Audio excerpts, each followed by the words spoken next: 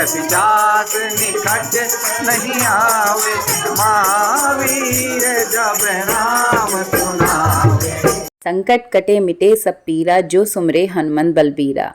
जी हाँ, जो पूरी श्रद्धा के साथ, नियम के साथ हनुमान जी की आराधना करता है तो उसके कष्टों और रोगों का निवारण होता है और मनोकामना भी पूरी होती है।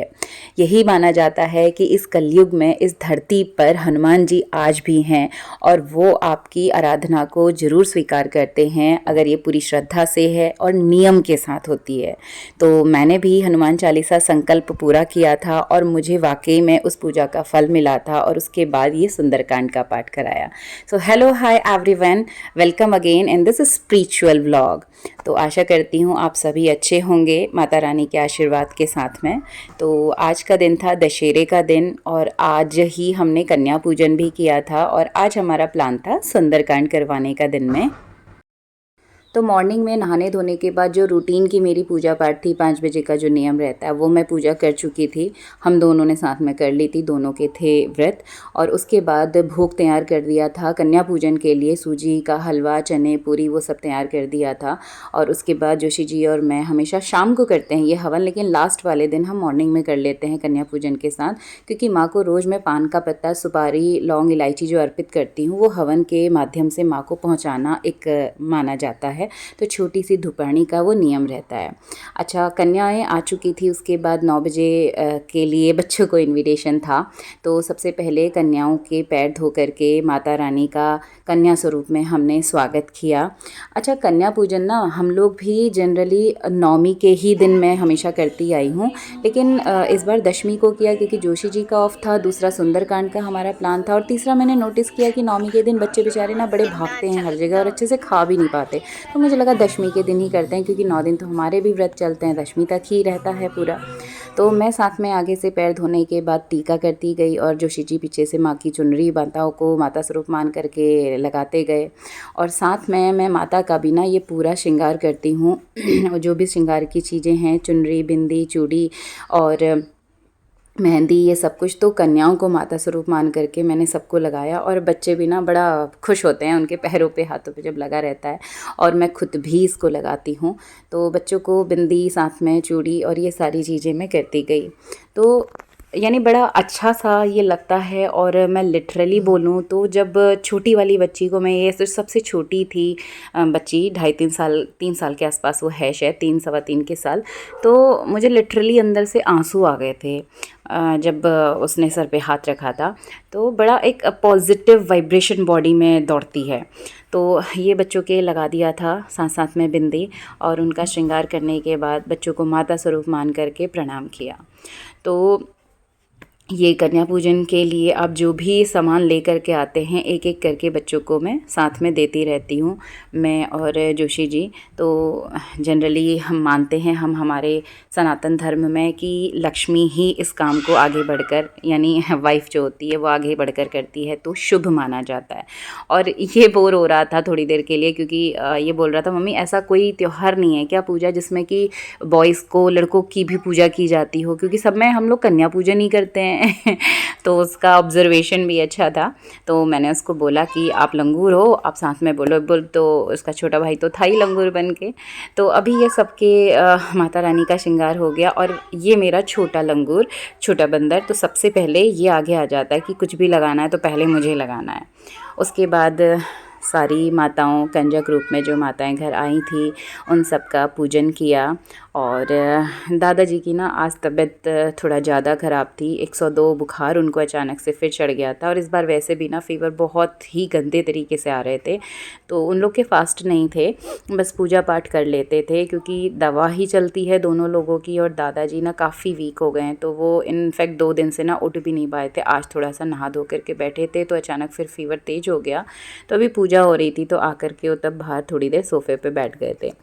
तो पूजा उन्होंने भी कन्याओं की कर ली और इसके बाद माताओं को पहना दी ये थोड़ी चूड़ियाँ और बच्चों के लिए मैं ले आती हूँ चीज़ें जो भी बच्चे पसंद करें। यानी हमें गिफ्ट ना हमेशा मुझे लगता है ऐसा लेना चाहिए जो बच्चों के काम में आ जाए। जनरली हम लोग करते भी ऐसा ही हैं, लेकिन ये चूड़ियाँ मुझे बच्चों के नाप का समझ में आता नहीं, साइज़ क्या है तो, और कांच की ही चूड़ियाँ शुभ होती हैं, तो मैं छोटा साइज़ ले करके आ जाती हूँ कि बच्चों के हाथ में 4-4 में डाल दूँ। माता स्वरूप मान के, सुहाग का निशान नहीं मान करके इसको ज़रूर दान किया जाता है, समर्पित किया जाता है। और साथ में ना बच्चों की चॉइस, बच्चों को ना रेड कलर चाहिए, पिंक कलर चाहिए, तो इन केस ऑफ हैंकी उनको लग रहा था कि आंटी हमें ना पिंक वाला कलर दे दो, रेड वाला कलर दे दो। तो मैंने भी कोशिश की थी ऑप्ट करने की रेड और पिंक, तो सारे नहीं मिल पाए, कुछ ब्लू ऑप्शन में भी थे। तो जो भी था बच्चों को डिस्ट्रीब्यूट हो गया। और ये देखिए वो ना अपने जो हेयर बैंड हैं उनको भी कंपेयर कर रहे हैं, क्योंकि मोस्ट ऑफ मैंने पिंक सेलेक्ट कर लिए थे बट फिर भी मेरे को सारे पिंक नहीं मिले, तो एक वाइट अल्टीमेटली मुझे लेना पड़ा, तो बड़ी वाली बच्ची को वाइट दे दिया था।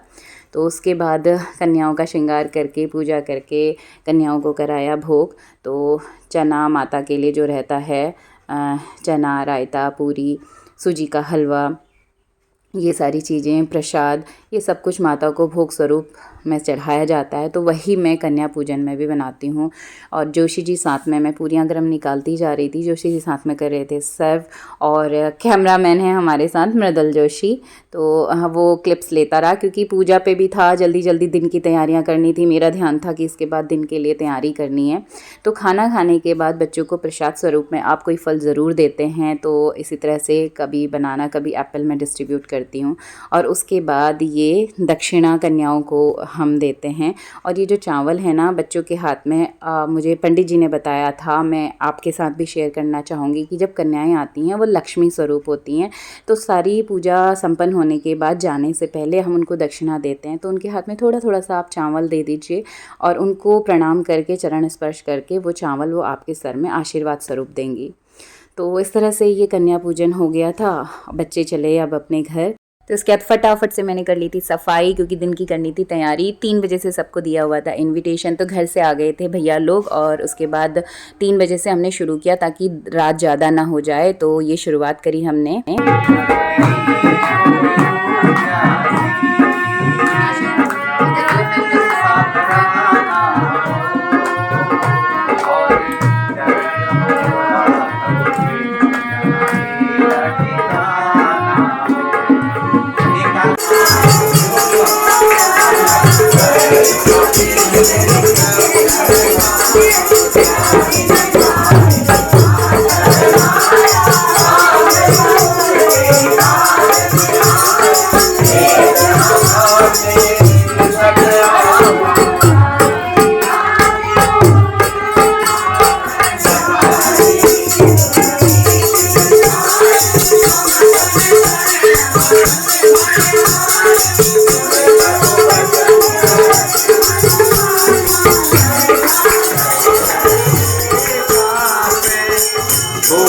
पिशाच निकट नहीं आवे, महावीर जब नाम सुनावे, नाते रोग हरे सब पीरा, जपत निरंतर। सुंदरकांड का पाठ पूरा होने के साथ हनुमान चालीसा शुरू हुई, तो मैंने आरती की तैयारी की, साथ में प्रसाद बना करके रख दिए डाइनिंग टेबल पे, और जोशी जी यहाँ पर प्रसाद की कर रहे तैयारी। साथ में हमने हनुमान चालीसा की बुक इसमें दान स्वरूप रखी थी, जो कि बहुत शुभ माना जाता है। तो कई लोगों को और जगह भी जाना था, तो साथ में था कीर्तन।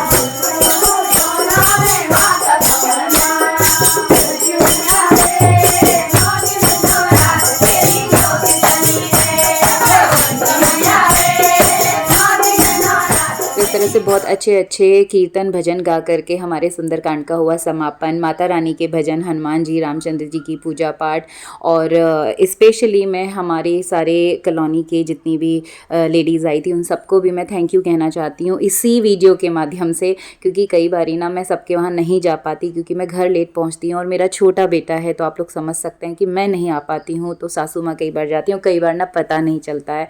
बट आप सबको धन्यवाद, आप सब आए और कार्यक्रम बहुत अच्छा हुआ। और ये देखिए सारे लोग कितना झूम करके सासू माँ के साथ सब नाच गा रहे हैं। तो बहुत अच्छे से ये सुंदरकांड का पाठ हुआ। और आगे अगर आप लोग चाहेंगे तो मैं आपसे शेयर करूँगी कि मेरी कौन सी समस्या दूर हुई थी। तो उम्मीद करती हूँ कि ये वीडियो आप लोगों को ज़रूर पसंद आएगा। बोलिए जय श्री राम, जय हनुमान।